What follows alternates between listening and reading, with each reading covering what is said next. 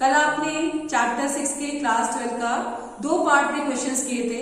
आज same chapter आपका भक्ति सूफी परंपराएं, इसका पार्ट 3 हम लोग करने जा रहे हैं। आगे के क्वेश्चंस हम आज डिस्कस करेंगे। इसका पहला क्वेश्चन आपका है, सिलसिला शब्द का शाब्दिक अर्थ क्या है।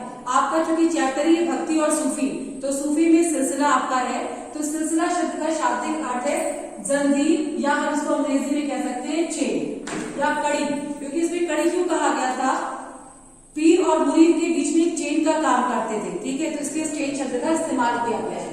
नेक्स्ट क्वेश्चन आपका है, शरिया की अवहेलना करने वाले को क्या कहा जाता था।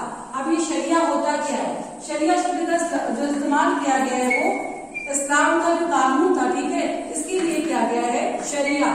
तो शरिया का मतलब जो इस्लामिक कानून को मानने वाले लोग थे उनको तो हम कहते थे बाशरिया, और जो नहीं मानने वाले थे उनके लिए बेशरिया। आप देखेंगे जब भी बा और बे शब्द का इस्तेमाल करते हैं, बा शब्द का मतलब होता है किसी चीज के साथ, विद, ठीक है, और बे लग गया मतलब हो गया विदाउट, राइट। तो बेशरिया का मतलब है जो इस्लाम को नहीं मानने वाले थे, और जो मानने वाले थे वो क्या हो जाएंगे, बा शरिया। नेक्स्ट आपके निजामुद्दीन औलिया की दरगाह कहाँ स्थित है। निजामुद्दीन औलिया जो कि आपके प्रसिद्ध सूफी संत थे, इनकी दरगाह दिल्ली में स्थित है। नेक्स्ट आपका है, गरीब नवाज के नाम से किसे जाना जाता था।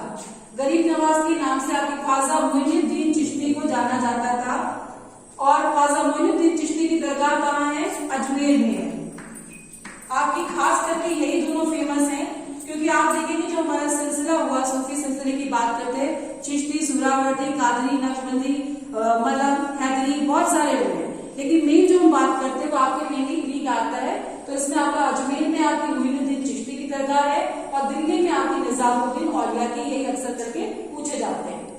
नेक्स्ट आपका अमीर खुसरो कौन थे। अमीर खुसरो कवि भी थे, शायर भी थे, संगीतज्ञ भी थे, इतिहासकार भी थे।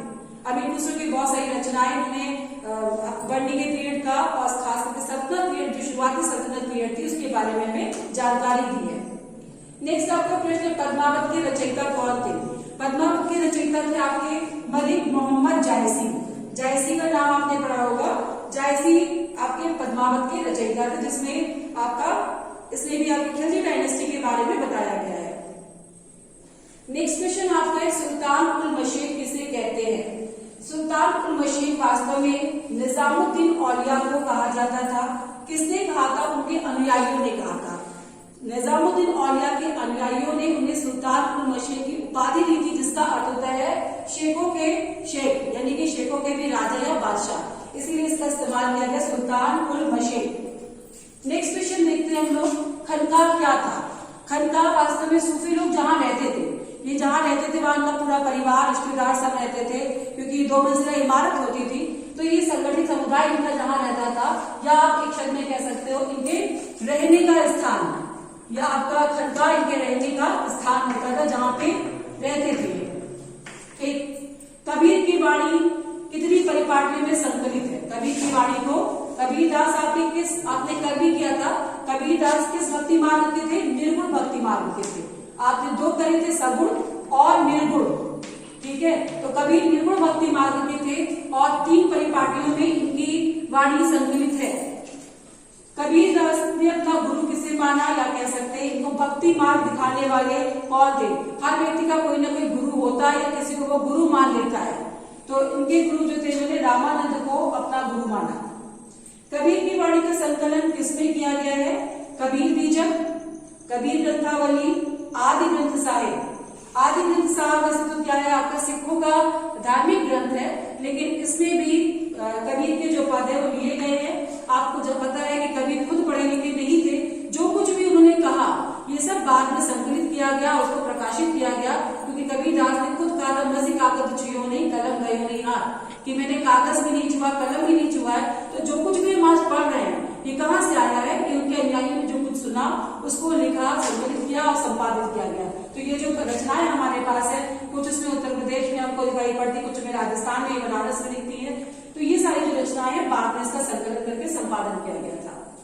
नेक्स्ट आपका गुरु नानक देव आते हैं। गुरु नानक देव भी आपके निर्गुण भक्ति परंपरा के अनुयायी थे। गुरु नानक देव का जन्म पंजाब के ननकाना गांव में, उनका प्रश्न है कहाँ जन्म हुआ था? पंजाब के ननकाना गांव में गुरु नानक का जन्म हुआ था। ये व्यापारी परिवार से थे। अगला प्रश्न आपका इसी में है, खालसा पंथ की स्थापना किसने की थी? खालसा पंथ की स्थापना, खालसा पंथ क्या था? वास्तव में एक सैन्य संगठन के रूप में सिखों को संगठित किया गया था।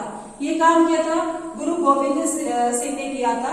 सिखों के 10 गुरु हुए, गुरु नानक देव, अंगद, रामदेव, फिर हरकिशन, हरराय, अर्जुन, आपके गुरु गोविंद सिंह। तो ऐसे इस प्रकार से लाइन से जैसे गद्दी होती ना कि एक के बाद दूसरे को गद्दी दे दी जाती है, वैसे गुरु की भी गद्दी अलग अलग एक के बाद एक को दी गई। गुरु गोविंद सिंह के समय में सिखों को एक सैन्य संगठन के रूप में एकत्र किया गया था, जिसे कहते खालसा पंथ। ठीक है, नेक्स्ट क्वेश्चन आपका है, मीराबाई ने अपना गुरु किसे माना? मीराबाई कृष्ण की उपासिका थी, इनके पास सब कुछ था, सब कुछ आराम छोड़ करके ये कृष्ण की भक्ति में लीन हो गई थी। और इन्होंने रैदास, कहीं पे रविदास लिखा मिलता जो कि एक चमड़े का काम करने वाले चमत्कार थे, इनको अपना गुरु माना था। गुरु हम किसी को भी मान सकते हैं। आपने एकलव्य के बारे में करा था पहले चैप्टर में, आपके उसने क्या किया था? गुरु ने नहीं स्वीकार किया तो क्या किया उसने? गुरु की प्रतिमा बना करके उनकी अभ्यास करना शुरू कर दिया। तो मीराबाई ने अपना गुरु रैदास को माना था।